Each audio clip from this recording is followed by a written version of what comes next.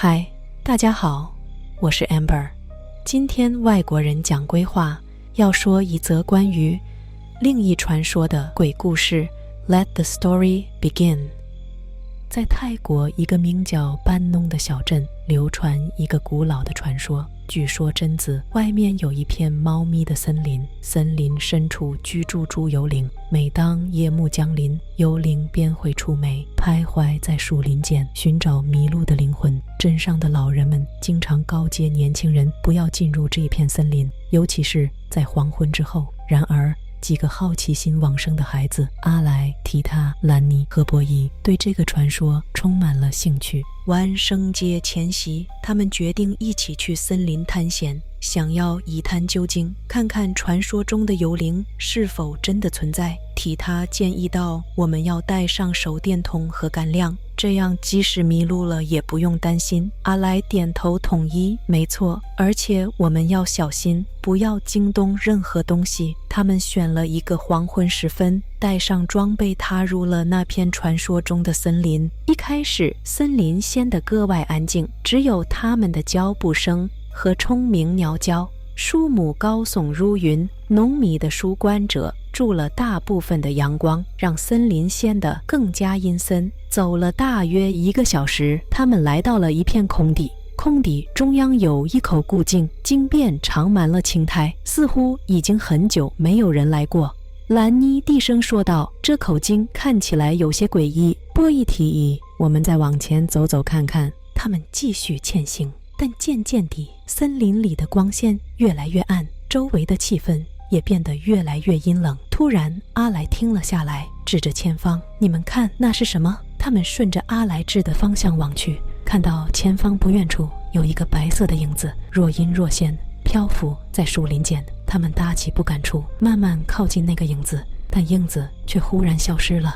提塔问道，声音颤抖，是不是我们眼花了？波伊摇头，不可能，我们都看到了那个影子。正当他们困惑不已时，四周突然传来一阵的雨声，仿佛有无数人在他们耳边轻声细语。他们四处张望，却看不到任何人影。兰妮害怕地说，我们快离开这里。然而当他们想要回头时，发现周围的树木变得陌生起来，所有的路径仿佛都变了样。他们迷路了。阿莱提议我们分头找出口，但其他人反对，认为分开行动太危险。就在这时，一阵寒风刮过，他们感到背后有东西在靠近。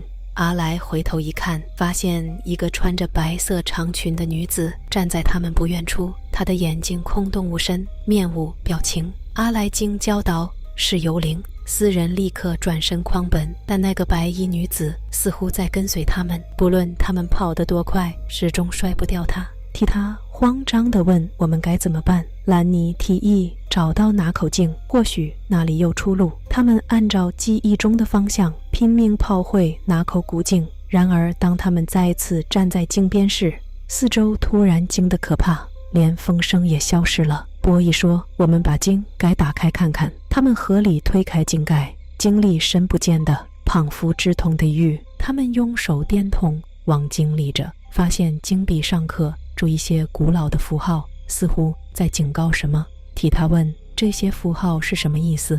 突然井里传来一阵悠悠的哭声，像是来自远古的哀鸣。四人吓得后退几步。忽然那白衣女子再次出现，这次她站在井口旁，眼神中充满了绝望。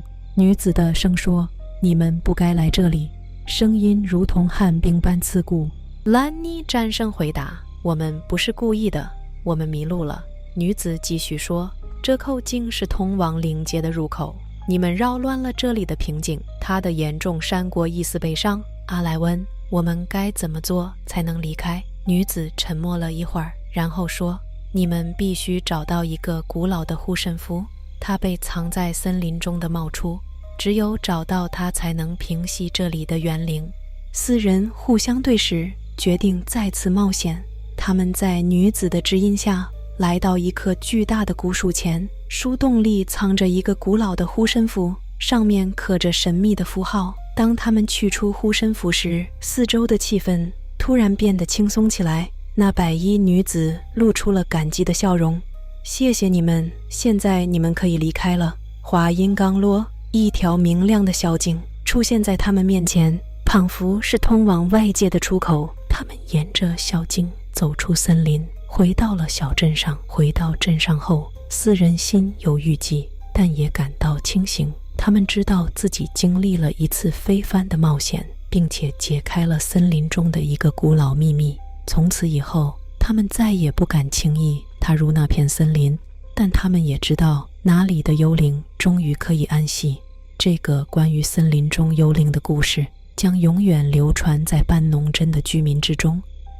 今天的故事就到这，外国人讲规划，我们改天见，拜拜。